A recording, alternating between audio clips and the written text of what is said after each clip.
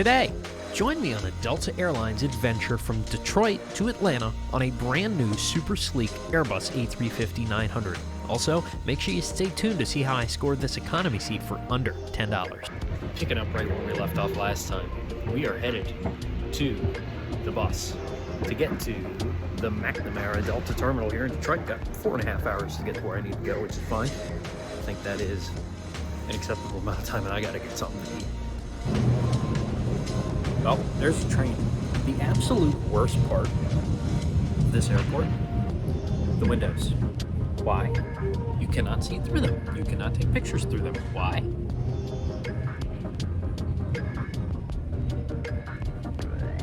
Dots.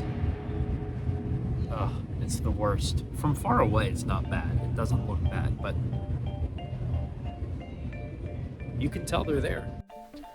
The McNamara terminal at DTW is absolutely massive. 78 gates just for Delta spread amongst the A, B, and C concourses. 12 of the 78 gates are meant for international departures and arrivals, with 10 of those 12 having dual jetways. The B and C concourses have 41 gates that are meant for smaller regional flights. There are also 5 Delta Sky Clubs at Detroit. Unfortunately, I only have a Delta Gold card and I'm booked in economy, so I have to find other ways to spend my 4.5-hour layover. It's about 3 hours now to our scheduled departure.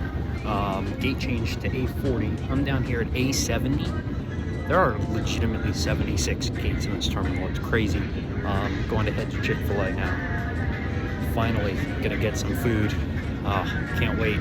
And a little workstation, charge everything up, get ready for this 3-hour layover in Atlanta too, yay. Good food and an even better view, as there was only about an hour until our A350-900 arrived from Tokyo. It's a pretty cool walk. I will say, much rather would be doing this right now, walking through aimlessly for 3.5 hours, than running to my gate to catch a plane. Headed over to B and C now. It's a regional terminal here in Detroit. And see what we can't see. About 10 minutes till our plane gets here, so that's something to keep an eye on. There's another Starbucks here. I'm half tempted to get another coffee, but I know that it'll go right through me. I already gotta go to the bathroom again. I feel like I just went. I don't know. There are too many of them. They're too tempting. Every time I see one, I'm like, cold brew. The Baltimore one didn't even have cold brew, so I'm upset about that.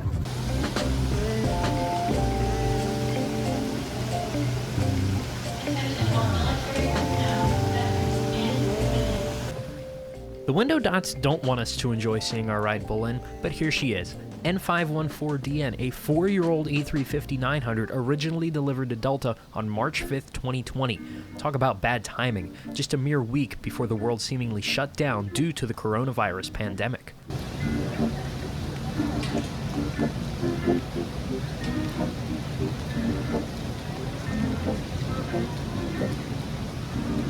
With boarding still more than an hour away, the gate area was busier than I had ever seen one be. This flight was actually overbooked, and they were asking for volunteers to get off the plane. So they're asking for volunteers to get off the flight. Apparently it's overbooked. How do you overbook an A350 on a domestic route is beyond me. But they're only starting the bidding at $200 gift card voucher for getting off of it, so that's not worth my time right now. I've been sitting in this airport for 4 hours. I am ready to get out of here. Although I do have another 4-hour layover in Atlanta. If it goes up to 500, if they don't get anybody off of it, then I may go for it. The next flight's on a 739, and it still gives me about 2 hours in Atlanta, but it would mean I spend 2 more hours here.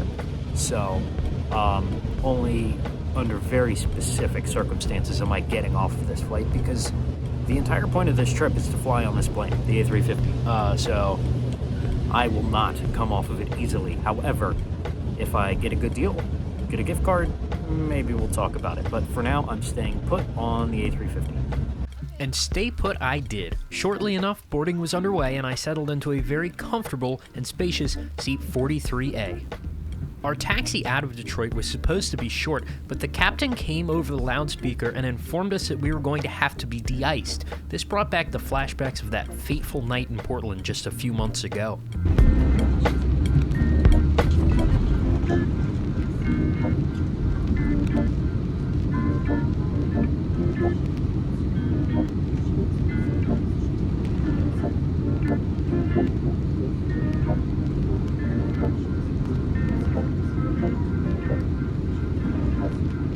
My first reaction to boarding the A350 was pure surprise as I realized just how high off the ground we were. Remember, this was only my second trip on a wide-body jet, and my prior 2 flights of the day were on Southwest 737s, a very stark contrast.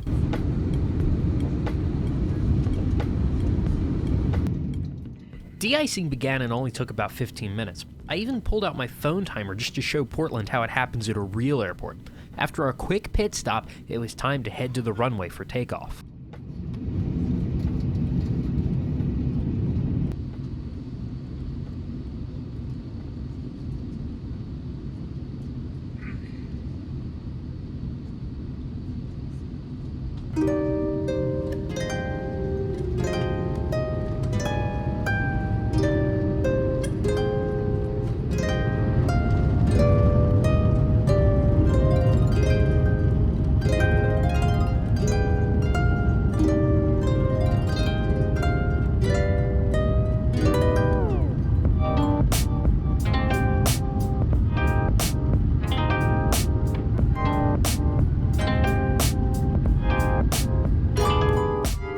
This takeoff roll was soiled by the de-ice fluid, but hey, at least we know it's working.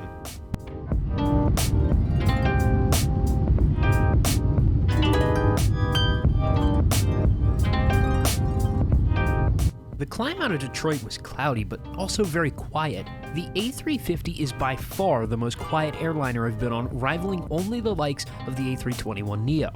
Let me know in the comments below, what's the most quiet plane you've ever flown on?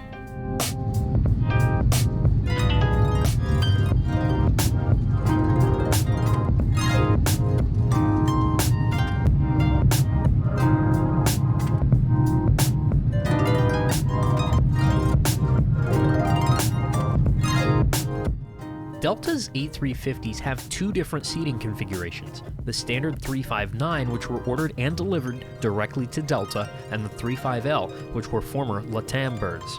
The 359, which I happen to be on today, has 226 seats, 32 Delta One suites, 48 premium select seats, and 226 economy seats, which include 36 Comfort Plus seats.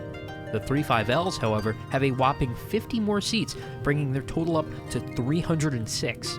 They have 30 first-class seats arranged in a 222 configuration, and the rest of the cabin is a 333 economy cabin with 63 Comfort Plus seats. If you are flying on a Delta A350 and you want to know what variant of the aircraft you are flying on, I found the Delta website to be a reliable resource. Make sure to look at the first-class cabin configuration, and if they show 2x2 seats, you know you might want to consider looking at alternate options.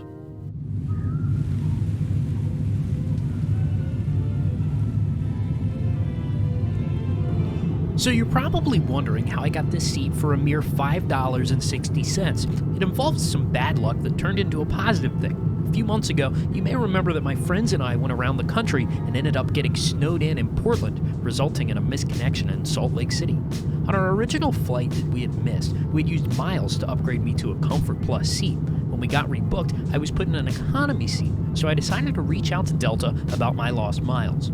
Customer service agents were able to reimburse me and then some for my troubles, and I was able to book Detroit to Atlanta to Baltimore and pay for just tax. As upset as we were in the moment of our delay, I'm very pleased that it ended up turning into a trip like this.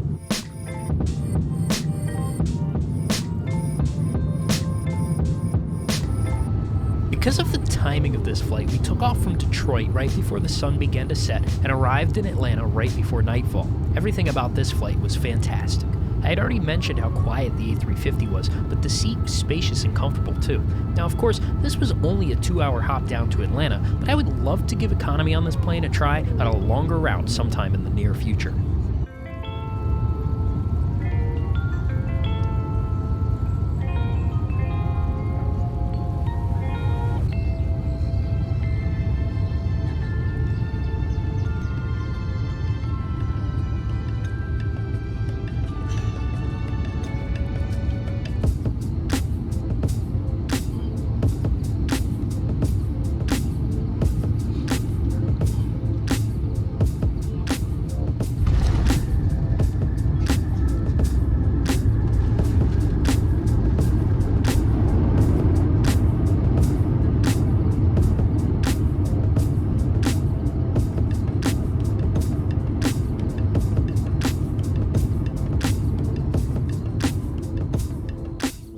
Definitely not the smoothest landing I've ever experienced, but it sure was a great flight. Something about being on wide bodies in particular make me realize how lucky we are to live in the age of air travel. A massive hunk of metal can move people in between two cities in the blink of an eye.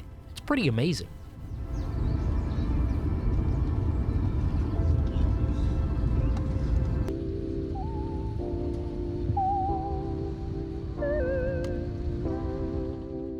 As we taxied back to the gate, once again I was sad that another trip I had looked so forward to was over. Again, a huge thanks to the crew, customer service agents, and ramp workers at Delta for making this trip possible. We really appreciate you. I also want to thank you, the viewer, for watching my videos.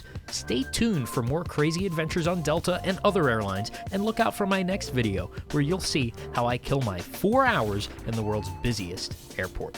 Don't forget to like and subscribe, and I'll see you next time.